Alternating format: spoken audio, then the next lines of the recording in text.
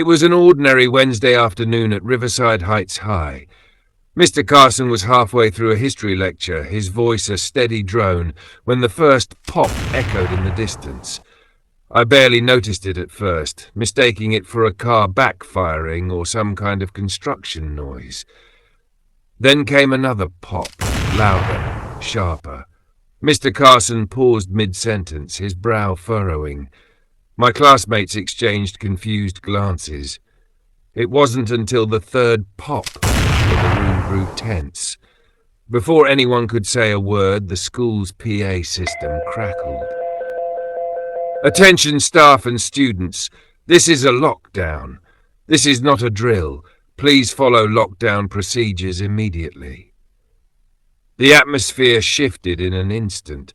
Chairs scraped against the floor as everyone scrambled to follow protocol.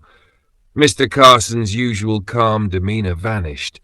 His hands were trembling as he locked the door, pulled down the blinds, and switched off the lights. "Under the desks now," he whispered, his voice tight, "and stay quiet."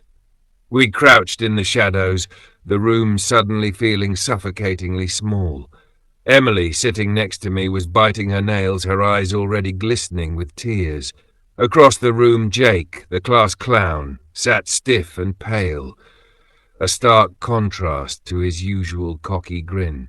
Then, from the distance, we heard it. Gunshots. They were louder now, sharper, and far too close for comfort. Someone outside the building was yelling, though their words were muffled. My heart pounded as I crouched low, trying to blend into the shadows under my desk. I wanted to disappear, but my curiosity got the better of me. I leaned forward, just enough to peek through the narrow gap in the blinds. In the parking lot, 4 men in black masks moved frantically.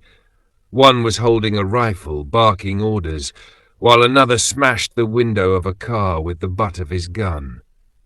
Their van, a beat-up white vehicle, sat nearby with a shredded front tire, smoke billowing from under the hood.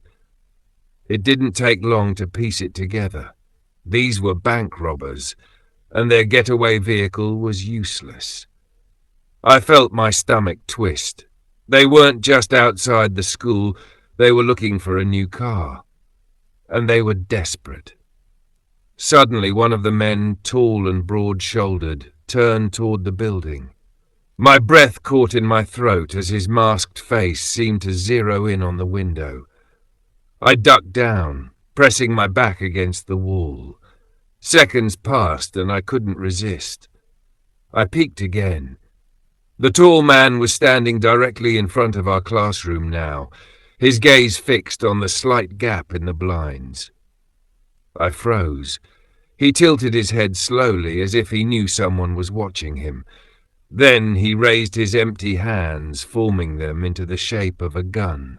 I watched in horror as he pointed his finger gun straight at me and mimicked pulling the trigger. Click! I ducked instantly, my heart hammering in my chest. A second later, I heard it, a low, guttural laugh that sent chills down my spine. He knew I was watching him. Minutes dragged by like hours. The gunshots stopped, replaced by the sound of boots crunching on pavement.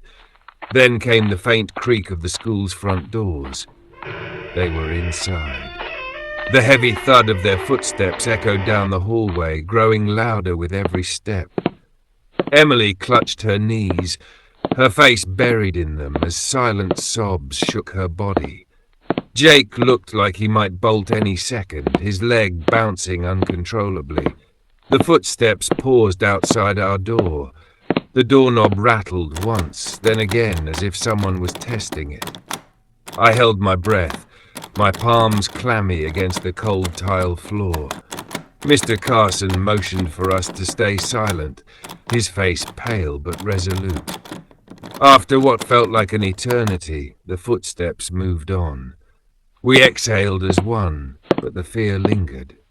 It wasn't over. From my spot under the desk, I glanced toward the window. The men had returned to the parking lot. They had found an old sedan, its engine sputtering as they piled in. The wail of police sirens grew louder, and in a panicked rush, the robbers sped off, leaving shattered glass and chaos in their wake. When the lockdown was lifted, the school was flooded with police.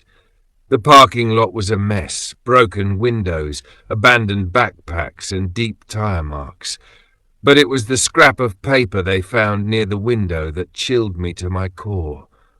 One of the officers showed it to Mr. Carson, but I caught a glimpse.